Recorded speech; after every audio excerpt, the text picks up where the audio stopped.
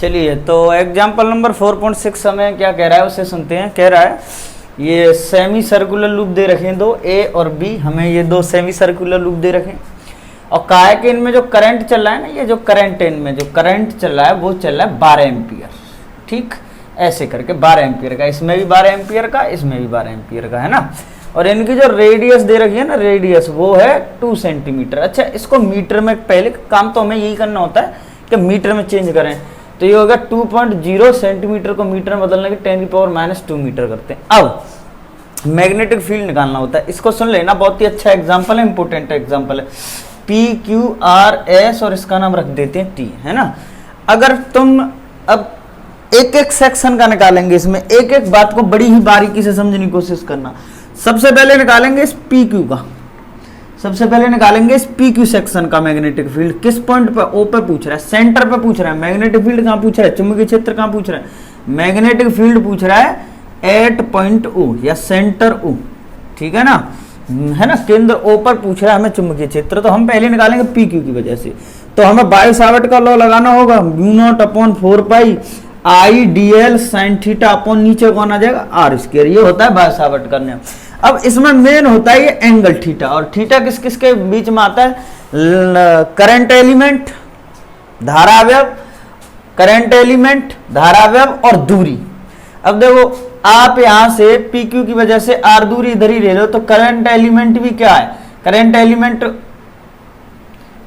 Element की direction जानने के लिए करना ही क्या होता है हम लोगों को कि जिधर करंट जा रहा है उसी के सेक्शन में एक डायरेक्शन पकड़ लेते हैं, है ना। और आर की भी डायरेक्शन उधर, ये दोनों के दोनों, ये दोनों के दोनों कैसी डायरेक्शन में? पैरेलल है एक दूसरे के। जब पैरेलल है तो एंगल कितना होगा? 0 डिग्री। तो sin 0 की वैल्यू कितनी होती है? 0। तो पूरा मैग्नेटिक फील्ड क्या निकल के आ जाएगा? 0। मतलब अगर तुम इन वायर, इसकी वजह से देखो, PQ की वजह से इस सेंटर पे मैग्नेटिक फील्ड आएगा 0। रीजन क्या है इसका? कि ये DL है ना, करंट एलिमेंट और R दोनों के दोनों आपस में कैसे हैं? पैरेलल है। ये पैरेलल मतलब एंगल कितना है? 0। एक ही लाइन पे आ रहे हैं ना, देखिए।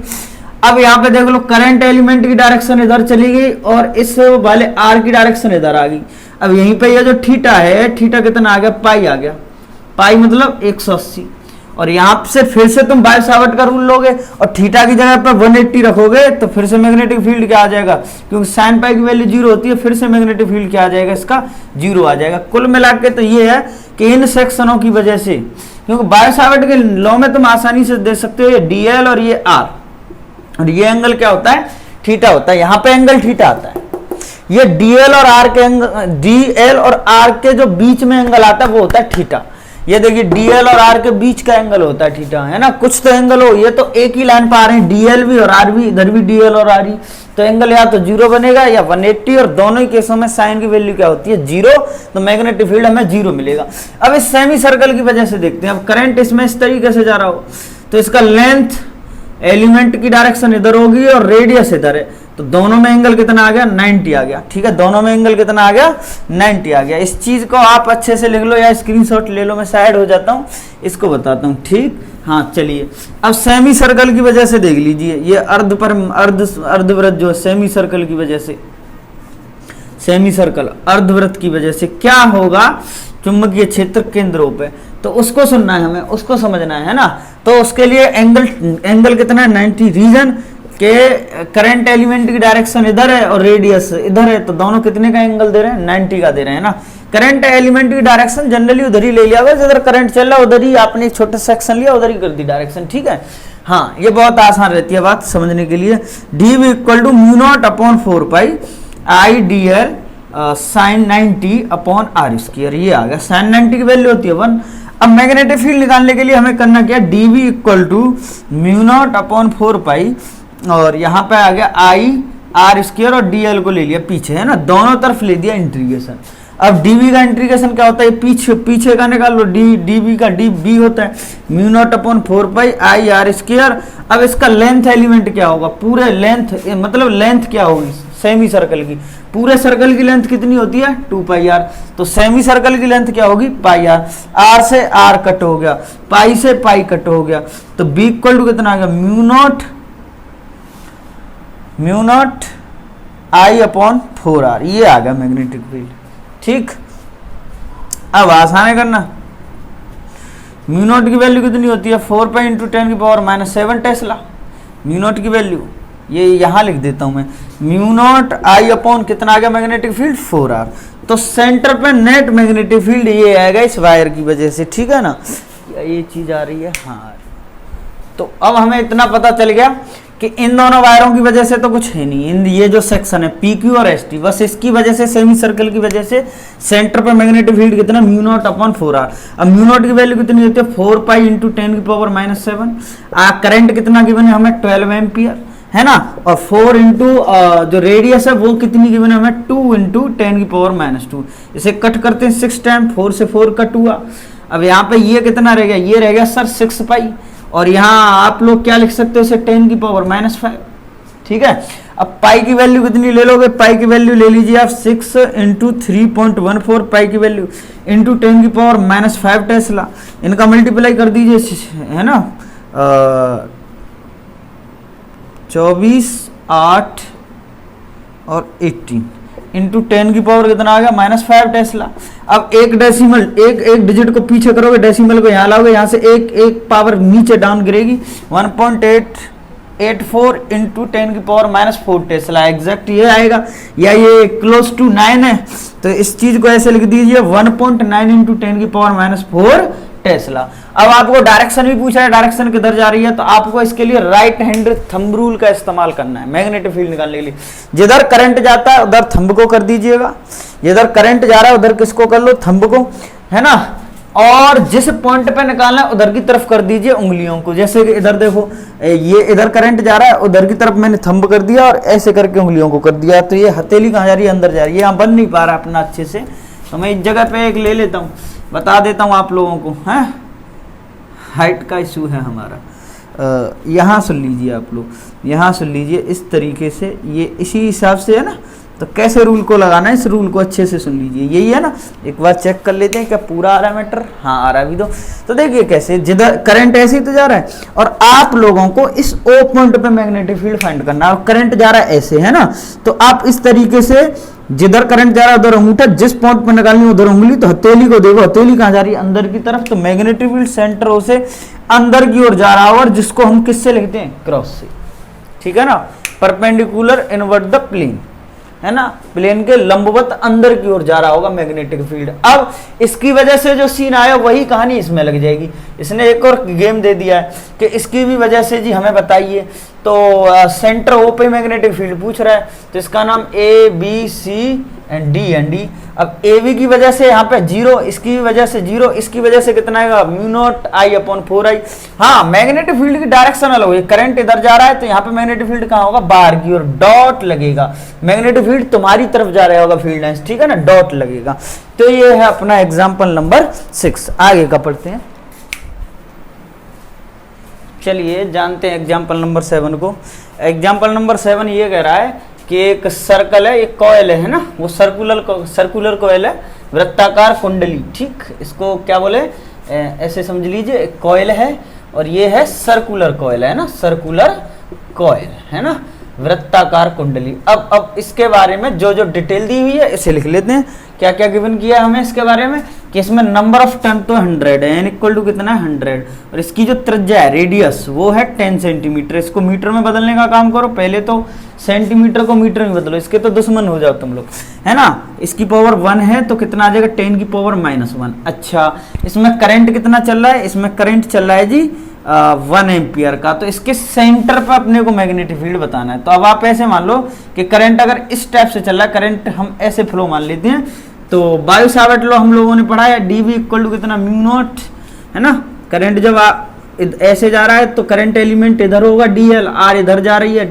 रेडियस, तो एंगल कितना आ गया 90, म्यू नॉट अपॉन 4 पाई आई dl साइन 90, और नीचे कौन आ गया सर आर स्क्वायर, इसकी वैल्यू कितनी होती है 1, तो dv इक्वल टू कितना लिख देंगे म्यू नॉट अपॉन 4 पाई आई आर स्क्वायर, और पीछे dl आ जाएगा, और दोनों तरफ क्या ले लेंगे इंटीग्रेशन, तो dv का कितना आएगा b and mu not I upon 4 pi r square.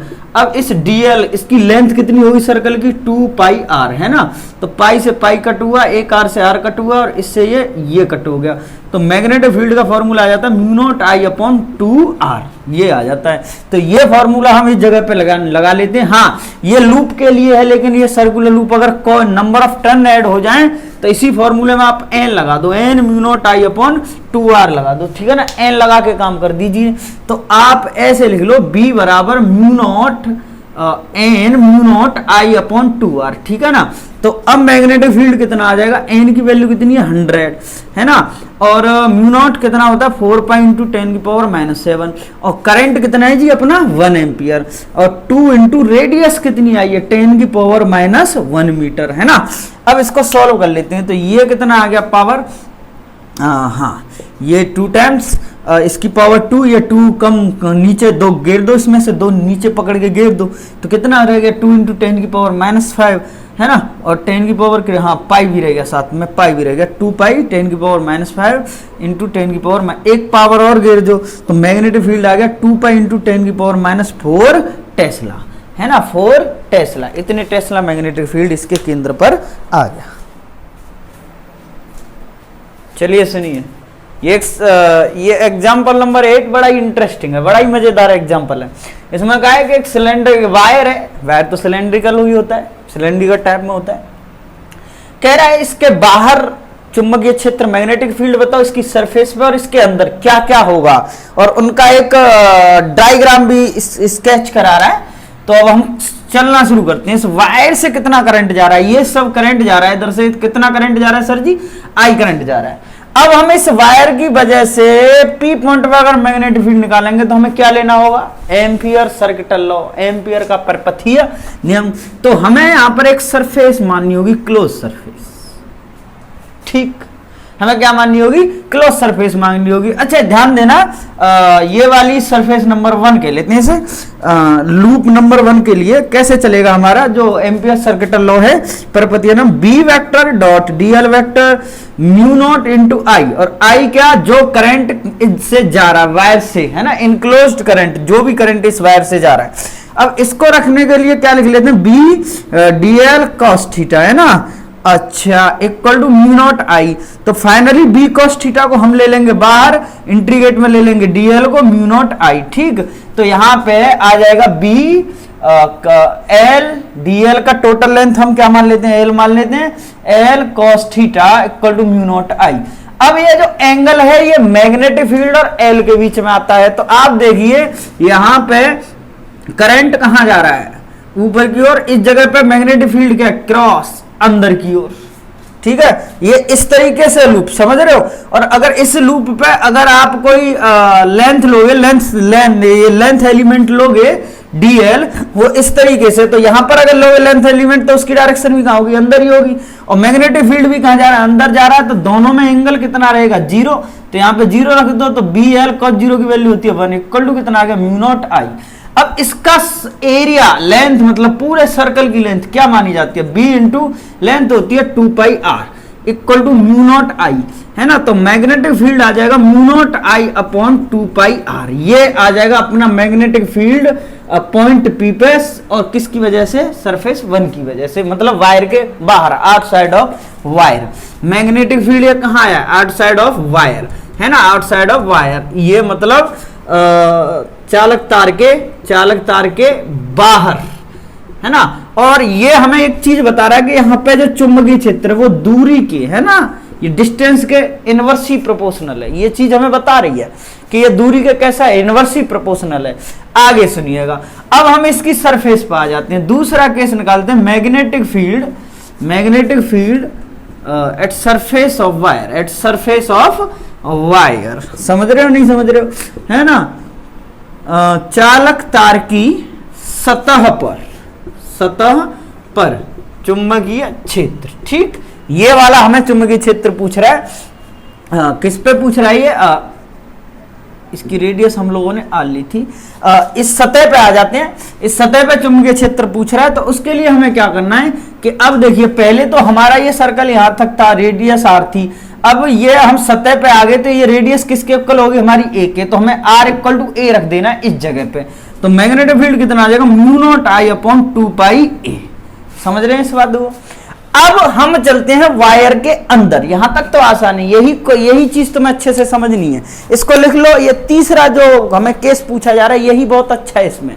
ठीक, इसका ये जो तीसरा वाला केस है यही इंपॉर्टेंट है। यही वायर है, फिर से इसमें पूरे की रेडियस, वायर की रेडियस कितनी दे रखी है, ए दे रखी है ना, और करंट जा रहा है बस इसके अंदर, मतलब आर डिस्टेंस में हमें यहां पे पूछ रहा है मैग्नेटिक फील्ड। इस जगह पे मैग्नेटिक फील्ड बता दो, चुंबकीय क्षेत्र बता दो।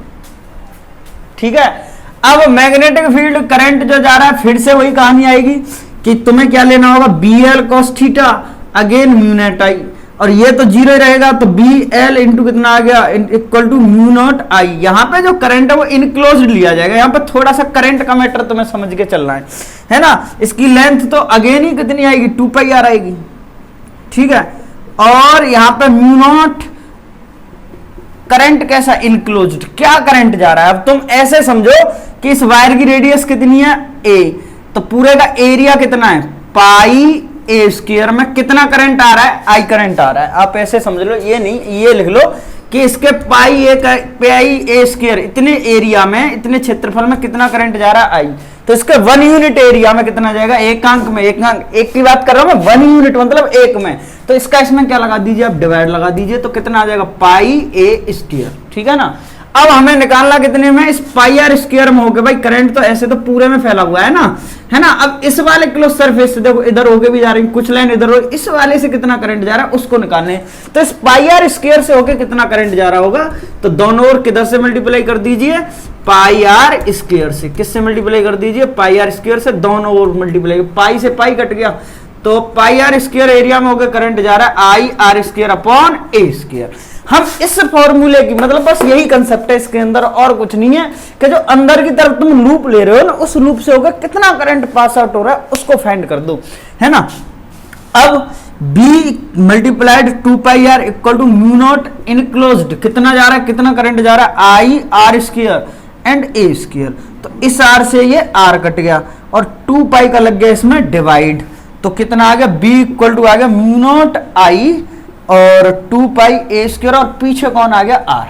अब ये वाला मैग्नेटिक फील्ड क्या आ गया, आर के डायरेक्टली प्रोपोर्शनल, बराबर में पड़ा हुआ है ना, और ये मतलब ये है कि अंदर जो मैग्नेटिक फील्ड चलता है वो आर के डायरेक्टली प्रोपोर्शनल चलता है, वायर के अंदर करंट चल रहा हो, और जैसे ही हम बाहर निकल जाते हैं वायर से, तो जो मैग्नेटिक फील्ड चलता है वो कैसा चलता है, इनवर्सली प्रोपोर्शनल, है ना। तो आप ऐसे इसका ग्राफ बना सकते हो, डिस्टेंस और मैग्नेटिक फील्ड का। सुन लीजिए, यहाँ पे डिस्टेंस ले लो, इस पे मैग्नेटिक फील्ड ले लो, कि अंदर तो डायरेक्टली प्रोपोर्शनल है, मतलब सीधा, अगर डिस्टेंस बढ़ती जाएगी तो मैग्नेटिक फील्ड भी बढ़ता जाएगा, अंदर वायर के अंदर तो सीधा जब डायरेक्टली प्रोपोर्शनल ग्राफ आता है स्ट्रेट लाइन, ठीक। और जब इनवर्सली प्रोपोर्शनल का ग्राफ हो 1/r, ये ऐसे आ रहा हो, ये कब तक का ग्राफ है, जब हम वायर के अंदर हैं, बीज डायरेक्टली प्रोपोर्शनल आ रहा है, और इनवर्सली प्रोपोर्शनल का ग्राफ आता है कर्व टाइप में। ये कब है, जब बी इनवर्सली प्रोपोर्शनल 1/r आ रहा हो। अगर नहीं पता तो मुझे कमेंट में बता देना, मैं ग्राफ बनाना सिखा दूंगा, बट याद रखना कि directly proportional graph straight line होता है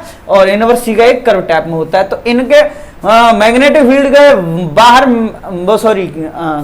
वायर के बाहर मैग्नेटिक फील्ड इस हिसाब से चलेगा और अंदर इस हिसाब से चेंज होगा। इस कहानी को अच्छे से याद रखना। देखिए आगे का एग्जांपल क्या कह रहा है, इस सोलेनॉइड को कहते हैं पंडल का, सोलेनॉइड इसको पंडल का कहते हैं। इसकी जो लेंथ है पूरे एक पंडल का ऐसे होती है कि ये एक वायर है, इसको ऐसे करके है ना, ये कोई भी इंसुलेटर चीज है, मतलब उस पर वायर लपेट दीजिए आप, ठीक है ना। ये लोहे की क्रॉड मान लीजिए आप इसको। इसकी टोटल लेंथ कितनी दे रखी है, 0.5 मीटर, है ना। और इसकी जो रेडियस है वो कितनी दे रखी है, आर कितनी दे रखी है, 1 सेंटीमीटर। तो 1 सेंटीमीटर को चेंज करने के लिए 10 × 10 की पावर 1 × 10 की power -2 meter is the made up 500 turn. ये टोटल टर्न कितनी है, नंबर ऑफ टर्न है 500, ठीक है। इफ कैरीज करंट, इसमें होके जो वायर इस पे हमने बेंट किया है, इस पे होके जो करंट जा रहा है वो जा रहा है 5 एम्पियर का, है ना। What is the magnitude of magnetic field inside the solenoid. इसके अंदर जो मैग्नेटिक फील्ड है इसकी एक डेरिवेशन भी होती है, μ0 होता है, स्मॉल n। ये स्मॉल n होता है number of turn per unit length, number of turn per unit length, per unit length, एकांक लंबाई में फेरों की संख्या, है ना। एन बराबर, इसका फॉर्मूला था कैपिटल एन बटे एल। तो कैपिटल एन मतलब टोटल टर्न कितने इसके अंदर 500, और इसकी लेंथ कितनी है टोटल, वो है 0.5। तो ये आ गया, इससे 0 यहां बढ़ जाएगा, 1000। कितना आ गया, 1000 आ गया। अब सारी कहानी यहाँ पे रख देंगे। म्यू नॉट की वैल्यू होती है 4 पाई इंटू 10 की पावर -7, है ना। और एन कितना है 1000 को लिखें 10 की पावर 3। और करंट कितना जा रहा है, अपना करंट जा रहा है जी 5 एम्पियर। तो ये आ जाएगा 20 पाई 10 की पावर -4, है ना, -7 में 3, और ये 2 पाई इंटू 10 की पावर -3 टेस्ला। इतना मैग्नेटिक फील्ड इस जगह पर आ जाएगा। ठीक है, आगे करने में एग्जाम्पल समझते हैं।